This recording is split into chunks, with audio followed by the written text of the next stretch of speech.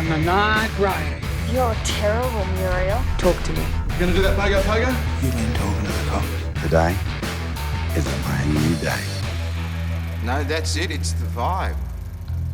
G'day, fellow Aussie film lovers, and welcome to another episode of Under Southern Screens, the most dying of thirst Australian cinema podcast. I'm Mitch. And I'm Matthew, and you said that in a very, way too goofy way to make that such a point. Mitch is drinking a beer as we're talking about this. Yummy. Is this the first cold one in our Australian cinema podcast? Cold one on pod. What a legend. He's sinking that down. He's loving it. I should have cracked open a Cooper's, actually. I've cracked open a Kironichi one. What about a Foster's or a Carlton Draft? I like Carlton Draft. Carlton Draft's good. You enjoy soapy dishwater? My favourite beer back when I used to drink was Corona, to be fair. Because I like Vin Diesel. I don't like Foster's, and I don't like Carlton Draft. I've never had a Foster. That's the one that they think we drink, right? Yeah, 100%. Yeah, that's the one that when you go overseas, they're like, this is a classic Australian beer. Everyone drinks it. And you're like, is it? I don't know. I don't see anyone order that, ever. A person at work argues that the best beer is VB. It's certainly the most popular in Australia. Yeah, but it's not good, is it? No, this is not good. It's also soapy dishwater. Yeah, legit. Anyway, it's all right. Also, brother hasn't had a nice creamy Guinness before. Oh, I'm sure he has. Maybe like every time we go out on a shoot, he'll have that's his one prerequisite is he'll have like a slab of VB at the end of the shoot. I'm like, what a legend. That's so much VB to drink. That's Oh my Australian goodness. video making, ladies and gentlemen. They'll peek behind the curtain. Bloody hell. I wonder how many beers were drunk in the production of the film we're watching today, Mitch. Yeah, well, what movie is that, Matthew?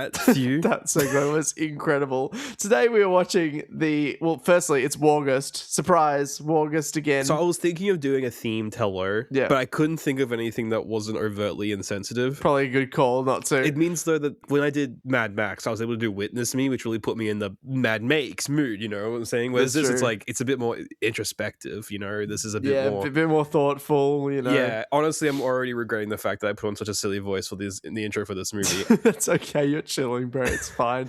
It's August, week 2. You know, we're loving life, and today we are watching. It is considered one of the best Warwick Thornton films Yeah. by many a critic, including David Stratton. One of the best Aussie films. One of the best, biggest Aussie films, 100%. We're watching Sweet Country, 2017's Sweet Country. I'd never seen it before this. Mitch had never seen it before this. Yeah. And this was technically his first Warwick Thornton film, as we found out last week, apparently. If you listened to the last episode, you'd know we're kind of recording this directly after we recorded the last episode. Hence the beer. God, it's such a hard life watching movies and then talking about them. It's such a hard life. Technically, the first episode we have recorded since the unfortunate passing of Sam Neill, who is in this film. Which, by the way, at the time we're recording this, happened yesterday. Happened yesterday, yeah. It's very raw. So I watched Sweet Country on Sunday, and then 2 days later he died. And I was like, Wow. did I do that? Like, Oh, no. Am I the cause of this? am I the reason this happened? Obviously not. Like, crazy thing to think. But for a second there, I was like, that's too close to home. We'll talk about Sam Neill throughout this movie, but yeah, what a generational talent. Everyone knows that. What a legend. Yeah. We should do a Sam Neill month. That'd be cool. I'd be down to do that. He's done so many great Aussie films. My Brilliant Career. So many great Aussie films. We don't even have to touch the most Dish. famous film he ever did. What's Blood? What's the vampire one he did? The vampire one he did. It's an Australian film. It's by the guys who did Predestination. I know he was almost James Bond. That's he pretty was cool. almost James Bond. Vampire movie. Daybreakers. There you go. You seen Daybreakers? I have not. Oh, that's an awesome movie. We should do that. Those guys, the Spearig brothers, they shoot some cool stuff because they always get they get Ethan Hawke in each time as well. I love Ethan Hawke. He's great. Not an Australian actor, but we'll take him. But let's talk about Sweet Country. That's it. Yeah. Have you got an intro for us? I do. But it is a name that every single time I hear it, I keep thinking of Sweet Home Alabama. Oh no. I'm amazed that didn't play over the credits, but they did a parody in it, Sweet Home Australia or That something. would have been that. so funny if they did that, and also totally dissonant. Especially given the ending of this film. Spoilers for Yes. Sweet Country. Give us your intro of Sweet Country, my lover. All right. With a name that would make you think it's about some sort of lolly empire, Sweet Country tells the inspired by real events tale of an Aboriginal man chased through the outback after shooting and killing an Anzac rancher who really had it coming. Yes. Based on the true events and story of Wilberta Jack in 1929, the film follows Sam Kelly, a middle-aged Aboriginal man who works for the kindly preacher Fred Smith, Sam Neill. When he kills a rancher of the name Harry March in self-defense, he runs into the desert and is quickly pursued by Sergeant Fletcher, who shouldn't have really bothered, as Sam and Lizzie, his wife, hand themselves in once it becomes apparent Lizzie is pregnant with Harry March's baby after he had sexually assaulted her. Ooh. The movie has been described as a meat pie western, a subgenre of the western genre that describes films set in the Australian outback, and generally are usually actually kind of like a more recent edition, like they're more current, like, you know, the 1920s, 1930s type era. Yeah, definitely. Set between World War One and World War Two, it touches on the ever-present animosity the white settlers had towards the Aboriginal people who were trying to simulate it into a life that had been forced upon them by gunpoint. It was shot at Uramina Station, which is a cattle station about 40 km from Alice Springs, and was received well upon release. It won the Adelaide Film Festival Audience Award in 2017 and has taken on a 96% Rotten Tomato score as well as an 81 out of 100 score on Metacritic. It was also nominated for and received a bunch of awards at the Australian Academy of Cinema and Television Arts Awards, also known as ACTA, which is not to be confused with ACOTAR, A Court of Thorns and Roses, and is overall considered a very good movie. Matthew, tell me, what do you think of this movie? I really liked it. I thought it was pretty solid. It's not as good as I liked it to be, though. And It's what a very shame. slow, isn't it? Yeah, it's a slow film. It's kind of plotting. So what a shame. What a disappointment to me. And that's not me saying the movie is bad, because I think No. there are so many epic elements to this movie that I should be commended and have already been commended by dozens of other people, not counting the movie we're watching next week, which is an anthology. This is the follow-up to Samson and Delilah, which is the best Australian film ever made, according to a lot of people. It's the best Warwick Thornton film. It's his first film. It's his breakout film. And unfortunately, it doesn't really reach the raw heights of that film in terms of its themes and message. And even though it is a meat pie western, it doesn't really meet the level of, you know, drama or action that you would expect from that type of genre. Sure. I think that the themes are really, really rich and powerful and meaningful. I think the performances are fantastic. Obviously, the cinematography is excellent. The world building, again, it's another strength of Warwick Thornton, just that world building. It just didn't wholly grip me, and I'm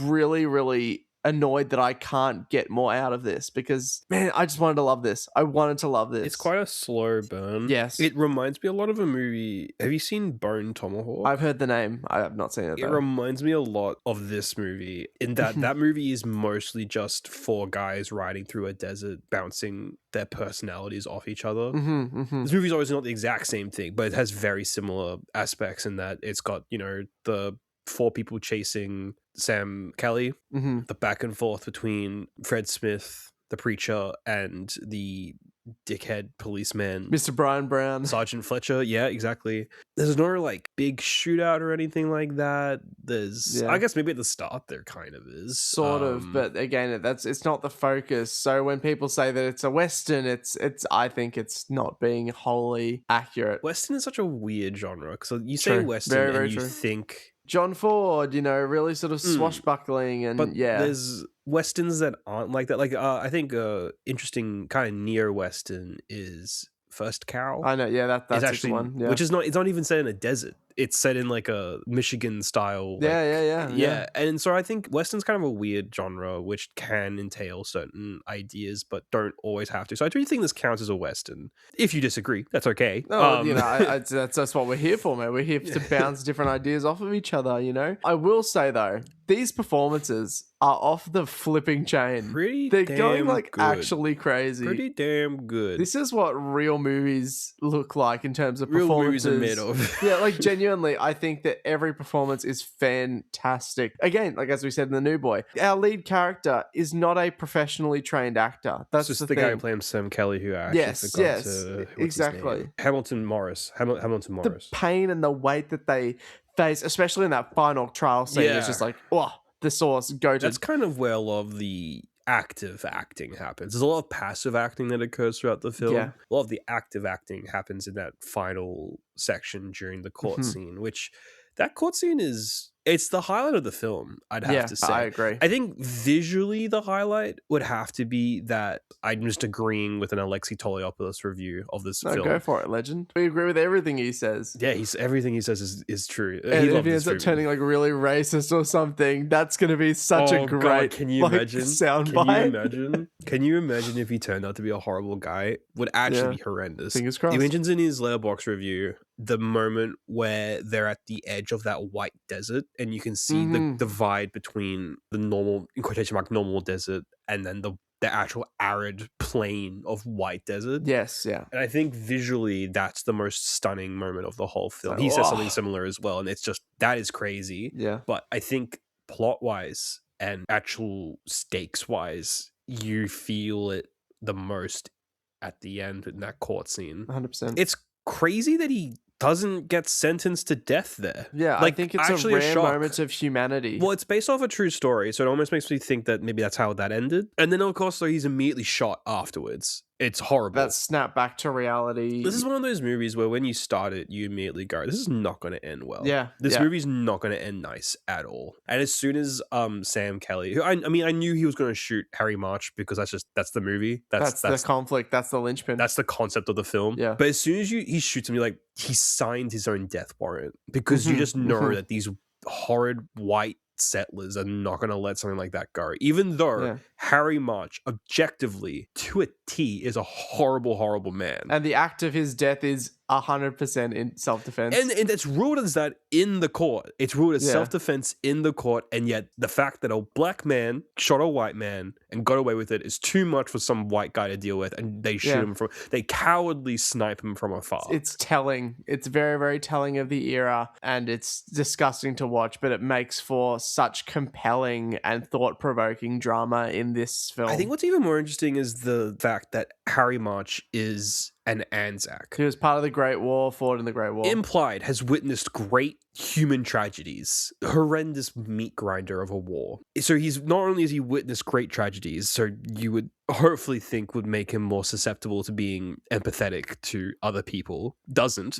Second of all, the Anzacs are blanket in Australian culture considered heroes. It's just a blanket fact that these people were good boys.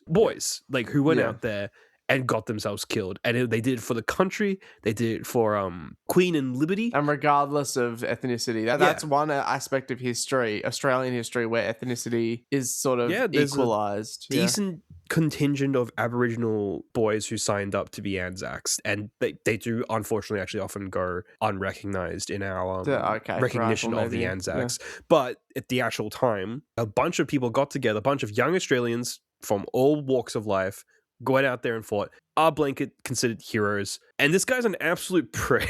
He's like the worst monster. Guy. He's a rapist. He's a racist. He's angry. He beats kids. He beats kids. He chains them to rocks. He then hunts them down when they escape, which then leads to his own death. But it's just... Yeah. Can we talk about that scene of sexual assault quickly? I know it might be a trigger for some listeners, but I think as awful as it is to say, given the subject matter, what a masterclass of building tension in cinema. But what I think's really interesting, and maybe I'm forgetting something, but I don't think I am. What I think's really interesting is you don't see any of the actual assault, right? No, it's just a black screen. All audio because it's that gradual lead up. So for context, Harry Marsh has taken an interest in Sam Kelly's wife, Lizzie, and unfortunately proceeds to assault her in his house, in his hut. He gradually walks over to every corner of the house and shuts the blinds. You know what I mean? So it's like blind eye to the world, blind eye to the Lord, whatever it is.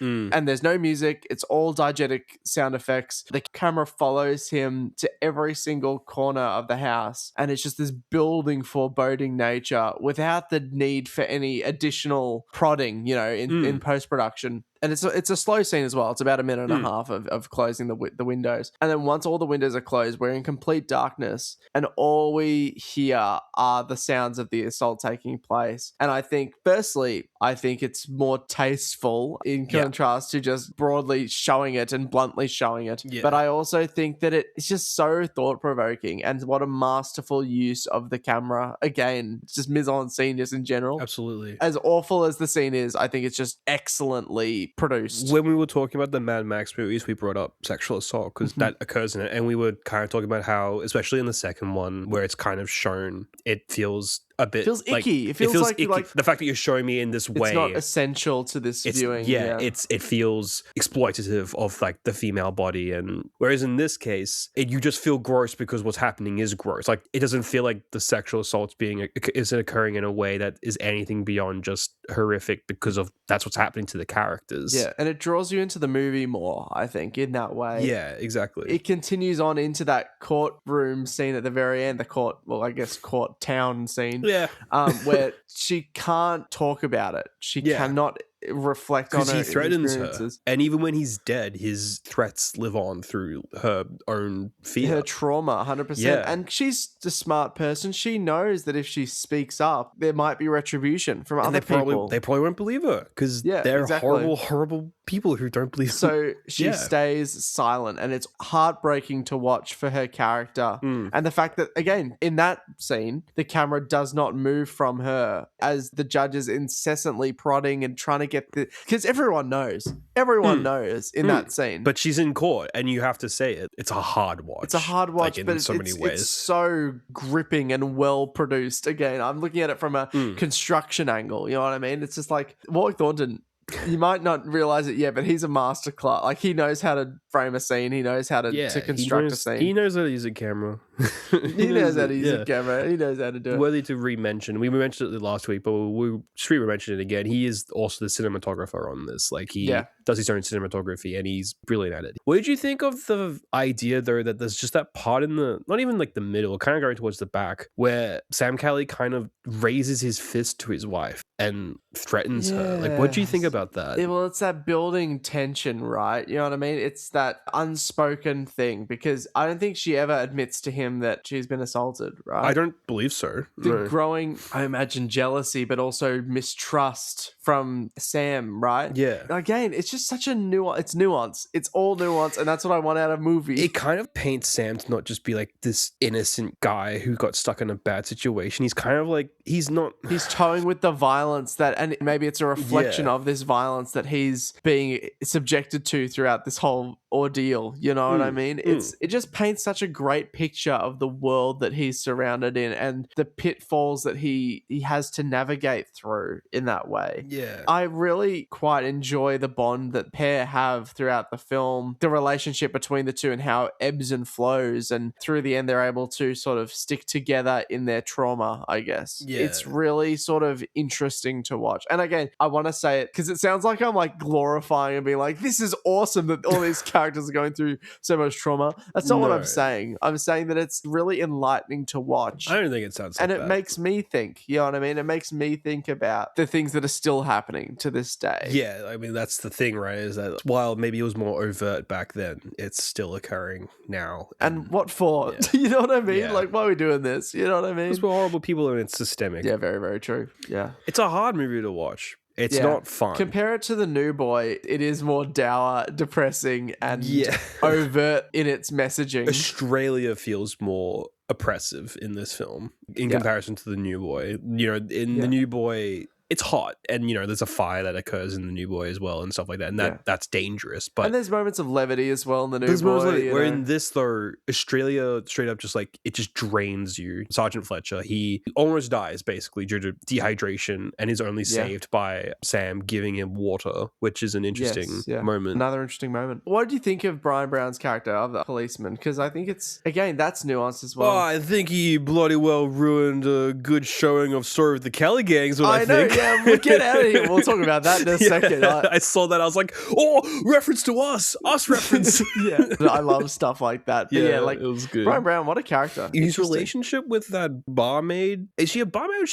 Does she own the tavern? Like, I'm a bit confused. Owns the tavern, maybe. I don't know. Well, maybe I shouldn't say barmaid then. I should say businesswoman. His relationship with the businesswoman, and I'm progressive. Yeah. Forget the fact that I assumed she was a barmaid at the start. His relationship with her and her daughter is interesting because it's, as far as I'm aware, they weren't in a relationship, like they weren't married, which is kind of like back in the day, that was the done thing, was they were to be married, but they loved each other. But also he's a dick, but also that's like, is that just because he's a white man in 1920s 20s Australia. Does he want to be racist? Yeah, exactly. There's no redemption for this guy, and he doesn't deserve it either, because he is like whispering into the ear of the judge, being like, "Oh, this guy's like a piece of crap," you know, like he's trying to sway the judge's stance. And it's interesting, I find, two white men in this film who are stand up. One of them's a preacher, Sam Neill's character, and the other one is a judge. I don't even want to say the judge is stand up per se, but he's fair because he comes to a fair ruling. It harkens back to our conversation we had in The New Boy, where he's not claiming that all white settlers were horrendous people, but every white settler was part of a bad systemic issue, a systemic 100%. problem. And on that, I think we talk about Sam Neill's character, Fred. He's one of the first characters we see throughout this whole film. And he's such a sweet guy. Oh I my love gosh. him. He's so good. Oh my gosh, Sam Neill. My boy. Oh gosh, we don't even know what happened at this point. We just got a thing saying it was sudden. He was going through a big sort of cancer but battle. he was apparently cancer-free when he died. So there you go. So the plot thickens. Do you reckon foul play? See, now that would be an interesting story. I love Jurassic Park. Yeah, Jurassic Park's awesome. He's done some great Aussie films as well. I mean, look, Ralph does mention the big American thing he was in, but I love Alan Grant. He's great in The Dish. We should do That's The Dish probably my soon. favorite Sam Neill performance is The Dish. We'll have to do like all of the Working Dog films. So The Castle, The Dish. We'll do a month of Working Dog. That'd Or be a good. Working Dog 3 weeks, because there's only 3 Working Dog film. We can do Crackerjack as the fourth Something one. spiritually that's Working Dog, yeah.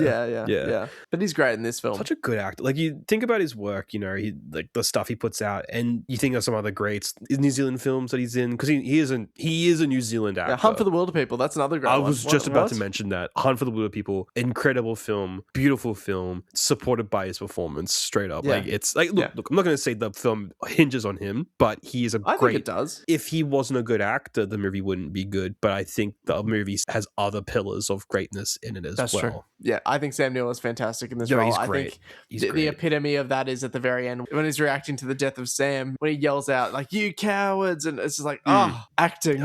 He brings such a humanity to every role he has. Yeah. It's apparently he's in the next Godzilla. Oh, there you He's go. in Godzilla Supernova or something like that. So It was Event Horizon where he had the Australian flag. yes, with he the had that indigenous awesome flag, and he's the one who like wanted that as well. He said, "Let's do this." And why don't we do that just in real life? I feel like that's because we're still stuck on the freaking Union Jack. in honor of Sam Neill. Let's change the flag.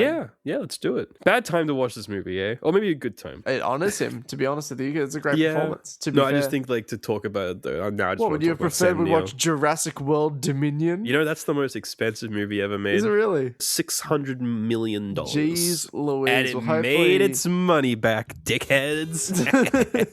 It made $1 billion.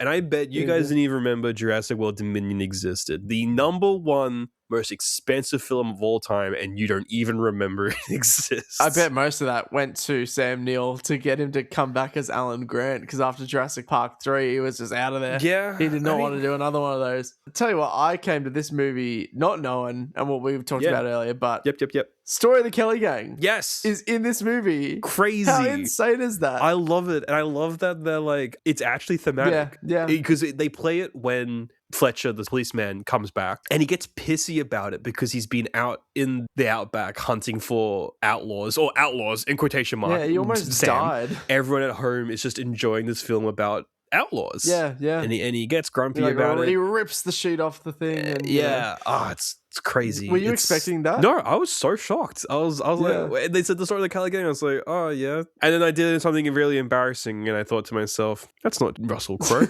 Yeah, true. That's not Nicholas Hoult. That's not George McKay. To be fair, at the start of that movie, it's not George McKay for like 30 minutes. It's a little boy that looks like a person I went to high school with. Oh, famous second episode of Under Southern Screen's information dump that Matthew gave. I think it's so cool. Like Shawshank Redemption does something similar where they like play an old movie within the movie. I just think it's so cool. And it's like Old a movies real in movies. It's awesome. It's even more awesome when we've seen them. and it's an Australian film and it's celebrating Australian film history. And it's like but then it's also like giving it a thumbs down to it. It's very funny. I think Warwick Thornton's giving a little wink. Oh, I know. To be fair, we're not supposed to side with Sergeant Fletcher in any moment in this film, so I don't believe we're supposed to side with him at that point either. He just hates movies. He's just a hater. He would not like Under Southern Screens. Don't be like Sergeant Fletcher. Enjoy Under Southern Screens. You heard it here first, guys. Brian Brown hates Under Southern Screen. Imagine if he's like the first famous guy we get on. That'd be incredible. It could happen. You never know. Brian Brown, we would love Come to on have our you pod. on. Prove us wrong that you love Under Southern Screen. What else has he been in? Everything. Was he in Gods of Egypt? He was in The Travelers. He was in Two Hands, Breaker Morant. Wait, was he Brian Brown in Stone or was he in... He was in Cocktail. That's cool. Is this episode 25 or 24? 24. I think it's 24. No. Brand New Day's 21. Leviticus is 22. Beast is 23. Oh, this is 25. This is 25. Oh, hell yeah. Happy Quadcentennial? Happy Bisexual Day. Happy Bisexual Day, everyone. 25 movies. We've watched 25 movies. Which, just going back to the story of the Kelly Gang. Yes. What a full circle moment. After seeing all of these Australian movies, how cool is it just to see that back again? On the 25th movie. Technically speaking, the 24th movie I watched for the show, but the 25th movie that we talked about. I love Australian film. Oh, do you love Australian film? I've never disliked it. I just didn't watch a lot of it. Let's do a little check-in while we're here because... Yeah, I guess now's a good time, isn't it? Yeah, 25. Halfway through Warguast. What do you think? Like, What do I think? I feel like I've talked about this before on the thing, but Australian film itself has a national identity. I reckon I couldn't do it at this point, but I reckon you could kind of, at a certain point, pick out a movie and be like, that's Australian. Like, this is an Australian movie without knowing it's Australian going in. I really enjoy them. They have a penchant to go dark, but there is also a brightness in a lot of them too. And a wicked comedy as well. And a wicked sense of humor. Yeah, I was going to say that as well. A wicked sense of humor. I really enjoy these movies. I haven't liked every movie. Neither have I. Beast? Oh, okay. All right. Anyway. Yeah, you didn't like Beast. I know you did. Beast was the movie that made me stop rating Letterboxd. That's actually hilarious. Not even Leviticus. Beast. I know. Beast. That's crazy. Anyway, but yeah, sorry. Yeah, go on. I love movies and I love getting to know my country through this more. Me too. Yeah, I really loved getting to know the actors, the directors, the general stories throughout. It shows different bits of Australian history. Films like Stone, for example, like those. What an era! You know, like that doesn't get talked about. Crazy subsector people that did exist in Australia at the time. So cool that we get to experience that. And I think tying it back to Sweet Country, that this is another type of story like that. You know what I mean? It's a lot darker. It's a lot more serious, but I think it is a story that needs telling because it is indicative of the thoughts and feelings of the time and now. So yeah, I'm glad we're doing this, man. I'm glad we're 25 eps in. No, I'm enjoying this. This is good. Let's beautiful. keep going. Let's keep doing it. Up until the end of time, baby. Until we run out of Australian films. This whole tangent is all because of Sam Neill. I love Sam Neill. Me too. Yeah. I'm gonna miss you, man. Gonna miss you, Sam Neill. Pour one out. I mean, you just had a beer, so pour one out for Sam Neill. I think he'd be frustrated that I wasted a beer for him. That does sound on brand. Mitch! I forgot it was me who has to do it. Yes. It's you. I'm putting you on me. blast here. That was a really beautiful moment, by the way. I just want to say. That was awesome. I really like that. What is the most Australian thing about Warwick Thornton's Sweet Country? I think the most Australian thing about Warwick Thornton's Sweet Country is the dry wit of one of the guys saying, yeah, we got that. Well, when Sam Neill says the name of the song he sang was Jesus Loves Me. Yeah, I remember that. Sergeant Fletcher goes, sing us a song. Sam Neill is a preacher, and so he sings a Jesus song. And it's like, Jesus loves me. Yes, he does. Clap, clap, clap. You know, all that. Yeah, and it repeats. At the very end, he goes, that was Jesus loves me. And just one guy goes, yeah, we got that. It was so Aussie, dude. It's on brand. It's on so brand. on brand. And in like a slight nasally accent as well. Yeah, it's just like, yeah, we got that. Yes. Matthew, what movie are you watching next week? That's a good question. Next week, we're going to be watching the anthology film The Dark Side from 2013, directed by Warwick Thornton. It's a collection of ghost stories retold by actors. So there you go. It's continuing the theme, I reckon. This is going to be sad. I reckon it's going to be sad. I reckon it will be sad. But then again, once you hit Samson and Delilah, that one's going to be even sadder. Yay. Love being sad. Deborah Mailman's back. And Brian Brown. Well, they're not back because this came before. Sweet For us, Country. they're back. For them, they're here. What do you want from me, man? What do you want from Just me? drink your beer, man. I don't know. Oh, he's trying to fight me now. He's arcing up to me. I got one the beer in me. call. I got fighting in my blood. Fighting round the world. Speaking of Russell Crowe. What a good reference. What's that from again? It's from South Park. That's right. It's from South Park. Russell Crowe fighting around the world. I love that. It's so good. Mitch, where can the audience rather, not they. They can find us at TikTok, Instagram, Threads, and YouTube at the username Under Southern Screens Pod. That'd be awesome. they can also give us emails. We didn't check between episodes like we said we would. It's been 10 minutes. It's been 10 minutes between episodes. You can send us emails at undersouthernscreens@gmail.com. Matthew, do that. Should they do something with the podcast on their podcast apps? I mean, if you're really special, you can go to your you can go to your Spotify or whatever, give us 5 stars, thanks, bye. And a review, please, as well. Yeah, that as well. The review can say anything, but please give us 5 stars. I don't know why I said that's so weird. If they're special. If they're special little snowflakes. Do you think Warwick Thornton will ever listen to this? Oh, God, I kind of hope not. So many tangents. We love you. We love you. Come on. It's just unfortunate that we got talking about a Sam Neill film the day after Sam Neill died. No, Warwick Thornton, if you listen to this, surely you heard us praise you a bunch, surely. You are probably the most goated Australian filmmaker currently still making movies. I'm curious to see what the Philidoo brothers will do. Philidoo? Philidoo? It's been Philipoo. Is that what their name is? Philiboo? Philidoo. I don't know their names. Those guys who made those spooky moves. Anyway, we'll see you next week for The Dark Side. I'll see you later. Have a good night. Dinner's so bad. Keep an eye on those southern screens. Thanks for listening to another episode of Under Southern Screens. We'll be back next week to talk more films down under. We just want to attribute that our opening title is Heavy Duty by Zoo, and our closing title is Heavyweight by Fell Creek. Thanks so much for listening, and Mitch and I will see you in the next episode. See you next time.